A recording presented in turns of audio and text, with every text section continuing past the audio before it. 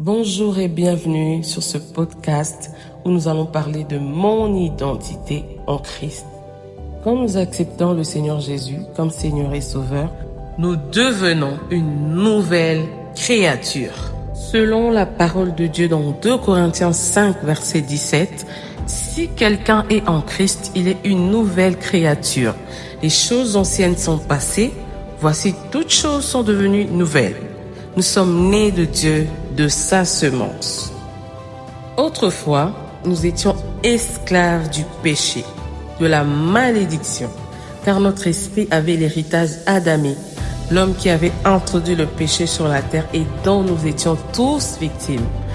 Résister au diable, vaincre le péché, accomplir la volonté de Dieu, nous était vraiment impossible. Mais c'était avant que Christ ne vienne sur la terre et ne donne sa vie pour nous. C'était avant que Christ nous rachète du péché et fasse de nous des nouvelles créatures. Nous n'avons plus d'excuses pour continuer à subir les missiles du diable. Oui, dans la famille, tout le monde est mort du cancer. Mais toi, tu dois être conscient de ton identité en Christ. La vérité n'est pas ce que tu entends, n'est pas ce que tu vois. La vérité, c'est ce que dit la parole de Dieu. Beaucoup sont des enfants de Dieu aujourd'hui, mais continuent à fléchir devant les oppressions de l'ennemi, se font ravager par la maladie, l'échec, le chômage, les maux cruels de la terre que nous vivons, alors que notre identité n'est pas celle de la terre. Nous devons être conscients et nous asseoir sur notre identité en Christ. Comment être conscient de sa nouvelle identité en Christ? La perception que tu as de toi va déterminer ce que tu feras. Et cette perception repose sur 3 choses. Ce que tu as vu, ce que tu as entendu et ce que tu as vécu.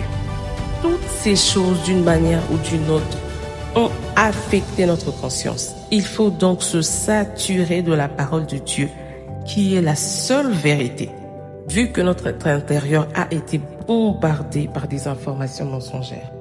Exemple, personne ne t'aime. Si on t'aimait, on ne t'aurait pas abandonné à la naissance. Tu as une cicatrice au visage, aucun homme ne t'épousera. Personne dans ta famille n'a eu de diplôme. Qu'est-ce qui te fait croire que tu en auras? Le cancer n'a pas épargné tes parents. Prépare-toi à vivre la même chose. Pour déconstruire ce système de pensée, tu dois savoir ce que Dieu dit de toi dans sa parole pour renverser ces mensonges.